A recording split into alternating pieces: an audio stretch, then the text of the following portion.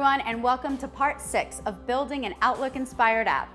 In this 7-part series, Infragistics product manager Brian Lagunas shows you how to use Infragistics Office-inspired WPF and Silverlight controls to build an application that looks just like Microsoft Outlook. In part 5, we implemented navigation in our very own MVVM framework. So in this video, we're going to create an infrastructure that allows you to easily add and remove ribbon tabs. Take it away, Brian.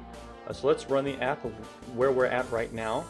So currently we've set up our regions for injecting groups. We have some navigation as we navigate to our items. We have new views injected on this side.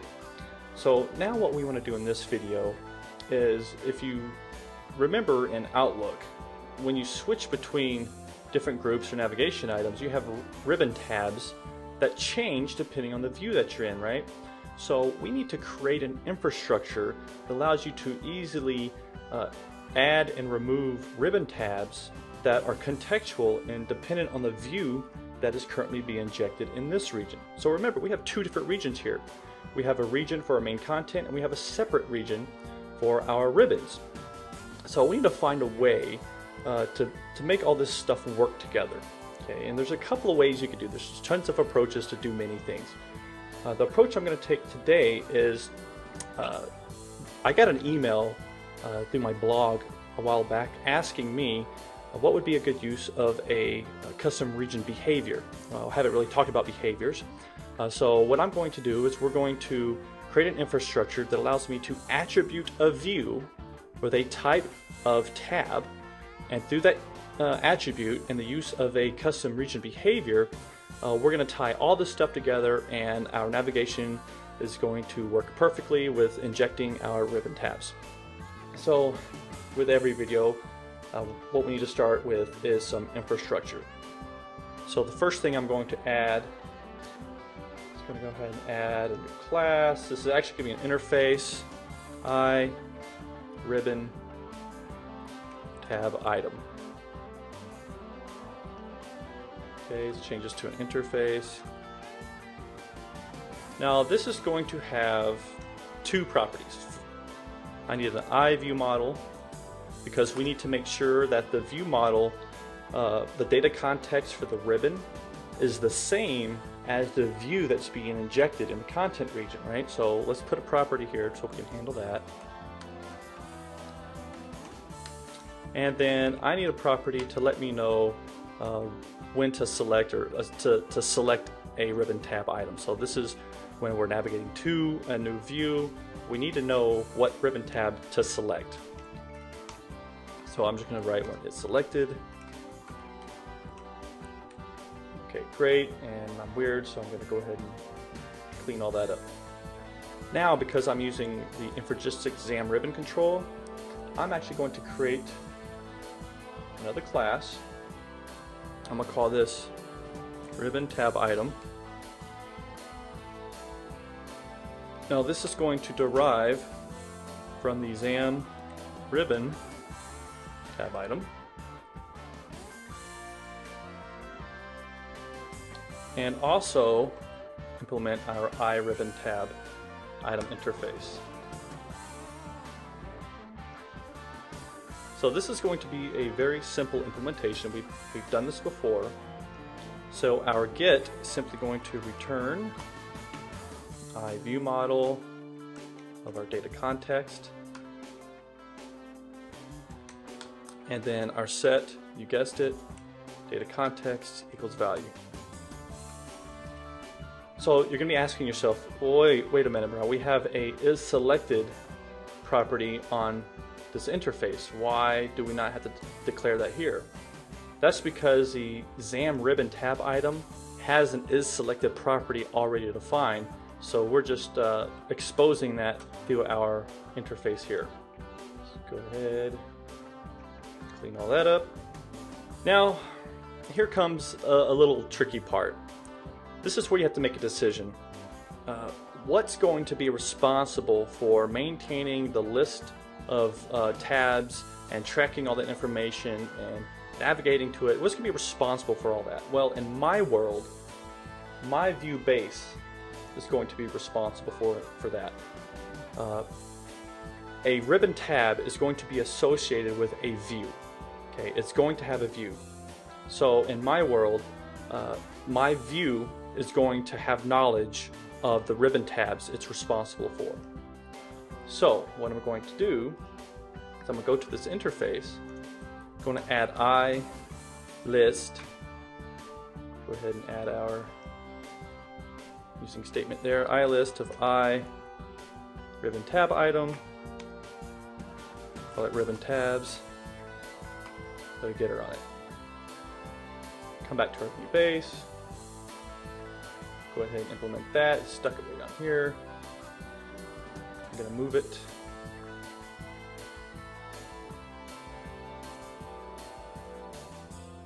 Great, and we can get rid of all that. Okay, so now we have a list of tabs. So our view is going to keep track of a list of ribbon tab controls that we're going to be managing. So if you remember, this view base implements and participates inside of the Prism navigation framework, right? So we're going to scroll on down to the onNavigatedFrom and onNavigatedTo methods. So when we're navigating away from the view, we're going to want to be removing the tabs from the region, right? So we're going to do a check. If the region manager is not null, because remember, it's possible that this view doesn't, participate with the region manager, doesn't need an instance. We're going to get the region.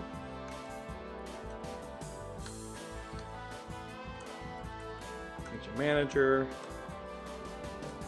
regions, region names dot, and I think this is the ribbon tab region. So now that we have our region, our tab region, we're going to say ribbon tabs to list for each tab region dot remove. Now you're going to say, oh wait a minute, that didn't work. That's because we need to add using custom.link. Right down here. Now we should have our IntelliSense and all that great stuff works. Okay, so now when we navigate to a view, we want to loop through all the ribbon tabs and add them to a region. So instead of retyping all that, copy, paste. The only part that's going to change is this part.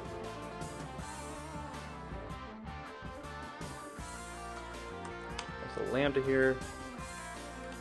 Tab region.add tab. Okay, cool. Let's just build this. Now, let's go back to our region adapter for the ribbon, because we never finished this. Remember, we said we'd come back to it. Well, we're coming back to it. We just need to implement these two methods here: add view to region, remove view from region. So I'm just going to simply paste this code in here because it's so simple. Now keep in mind, this region adapter is a very simple region adapter. It's not very complex, it's not very functional. It just basically adds ribbon tabs to the ribbon. Okay. If you want to handle contextual ribbon tabs and things like that, you're going to want to modify this region adapter to handle a more complex scenario. So what we're doing here is add view to region. We're getting the view as a ribbon tab item, and we're adding that to the tabs collection of the ribbon. And for remove, we're doing the same thing. We're just removing. Okay, seems pretty simple. Great, we're done here. So I'm gonna close these down. So actually, let me open up the view base again. And let's look at this. So we have these ribbon tabs, and we're handling, when we're navigating away or navigating to it, we're handling all the adding and removing of the tabs to the region. But how are we going to create the tabs and place them into the ribbon tabs collection, this I list that's on this interface? Well, you could do it in code if you wanted, but I'm going to use I'm going to use a custom region behavior with the help of an attribute. So basically what I want to be able to do in my application is I'm going to have a view, say this mail view, and I want to simply put an attribute at the top of this view for every tab that I want to add to this view. And when I do that, I want the tab view to be created for me. I want the data context to be set to the view model of this view, and then added to the collection that's on this view base, and then have all that stuff created so when I navigate to and from, they're being created, data context is set, and they're being injected into my region in the tab, in my ribbon. So yeah, it's pretty complex. It sounds confusing. So let's just start one step at a time. I'm going to come down and I'm going to create an attribute. So I'm going to create a class, ribbon, tab, attribute. Alright, so let's go ahead,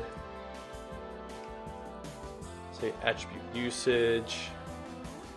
If you've never created an attribute, it's actually quite simple. This is going to be a class, allow multiple, of course, because we're definitely going to want more than one attribute on our view, because we're going to have multiple ribbons. I want to have a type, so public type, let's say private set, and then of course we're going to need a constructor here.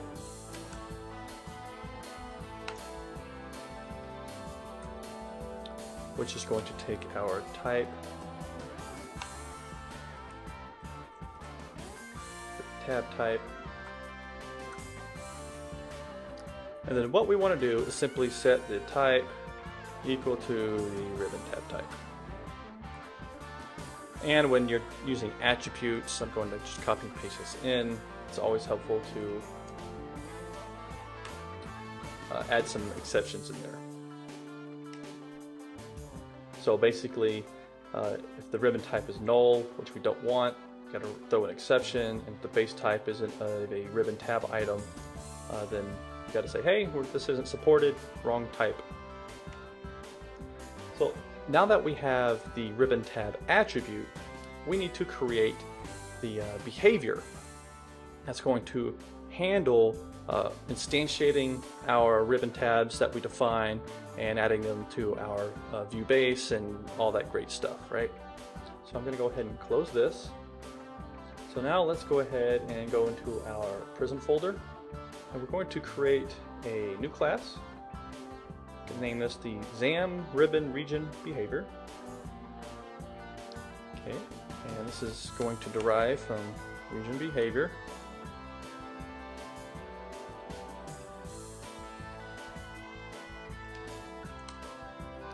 We also want to add a little constant here because we want to eliminate as many magic strings as possible. This is going to be used as the key for this behavior, and you'll see where that comes in handy. So the method we really care about is this onAttached, right? This is the method that's executed whenever this behavior is attached to the region. But I only care about one region, right? I don't want this to be attached to every single region. I just want this to be attached to the content region. So I'm going to say, hey, if the region names, the region name is content region. Okay, now I'm going to start hooking into some stuff. Region.activeViews, collection changed.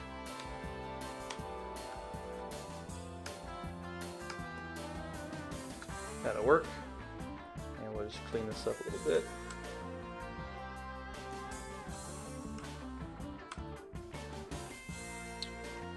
Alright, so now I'm just going to go ahead and paste this code in here so you don't have to sit here and watch me type it all. It might get kind of boring. We'll walk through it.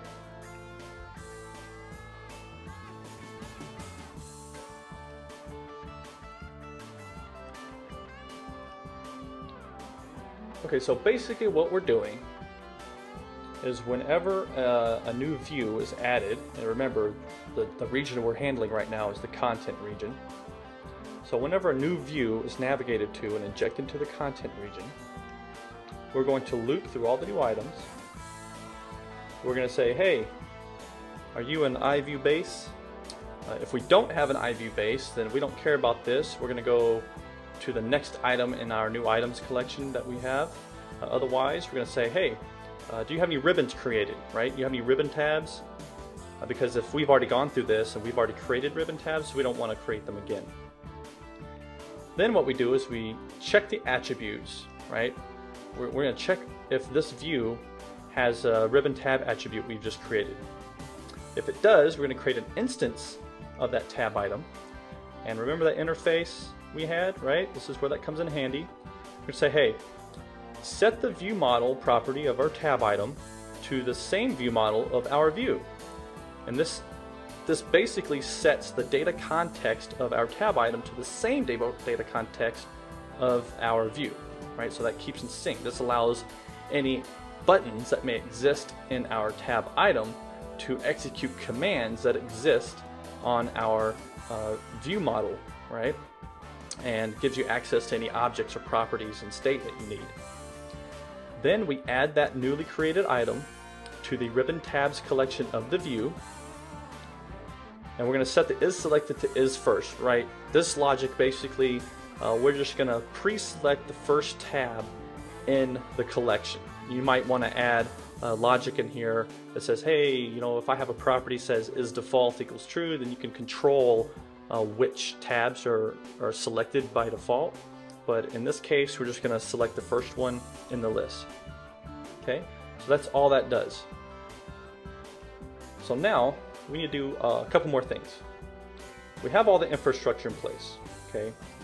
But now we have to go to our Bootstrapper and we have to let our Prism app know about our newly created region behavior. Luckily, this is very simple to do. What we need to do is simply override the configure default region behaviors method. Okay. Now what I'm going to do is, once again, so you don't have to sit here and watch me type everything, I'm just going to paste in some code. Basically, I'm getting all the default behaviors that I've already created by our base implementation. And then I'm going to add our XAM region behavior. Remember that constant we created, behavior key, the type, to the behaviors collection, and then return the behaviors. Okay, cool. So now all of our infrastructure is in place. We got it. All we need to do now is create a ribbon tab item and attribute a view that we want to add that tab to. So let's close our Bootstrapper. We're done in here. Let's go to our module, and under menus, right click, we're going to add a new item. This is going to be a user control. I will call this home tab. Of course, you can call it whatever you want, but home tab sounds good to me. Now the next thing I'm going to do is delete all this stuff inside here. All this stuff, because I don't care about it. And I'm going to add a namespace to our infrastructure project. This is where our tab item exists. And then I'm going to say inf ribbon tab item. And of course we have to close it off. So now we have a ribbon tab item. Now this also has a header property. I'll call it mail home tab. Let's go to our code. We don't need that. And we can clean all this stuff up. Okay, we created a tab. If you wanted to, you can come in here and start adding groups and buttons and all that wonderful stuff, but I just want to demonstrate the process of the tabs being injected. So now what we need to do is we need to go to our view, go to the code behind, and I'm going to add the ribbon tab, remember the attribute we created? and I think, see, this is where I wish I was in front of a group, because everyone would have pointed out to me that I forgot to actually derive from attribute. Okay, there we go. So now that we have that, we can continue on. Type of, and this is home tab.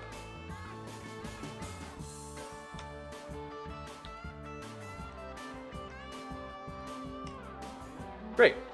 So we have basically just registered the home tab we created with our view. So what do we have here?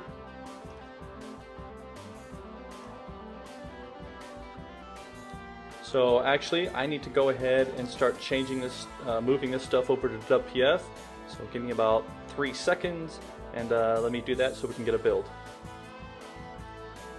Alright, sorry about that. I went through the WPF side and transferred all the work we just did over to the WPF side so we can get a build.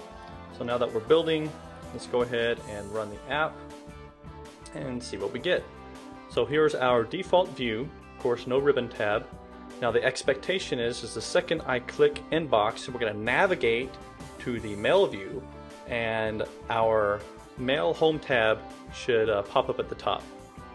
And there it is. So that means when I navigate away from here and go to the personal folders, the default view, which has no ribbon tabs, the mail home tab should disappear. And it's gone. So pretty cool, right? So let's say that you have another view or another tab you want to inject. Well, it's simple. You can go ahead and just start adding tabs to any view that you want and just attribute it with the tab. Run the app. Now the expectation is we should have many home tabs up here. Pretty slick, right? So that's it for this video. As you can see, we successfully accomplished creating an infrastructure that allows us to have a very flexible ability to add tabs to views, and we can actually share those tabs across multiple views with the use of a single attribute. So pretty cool. If you have any questions, be sure to contact me through my blog, brianlagunas.com, or just leave a comment below. I hope you enjoyed the video, and I'll see you in the next one.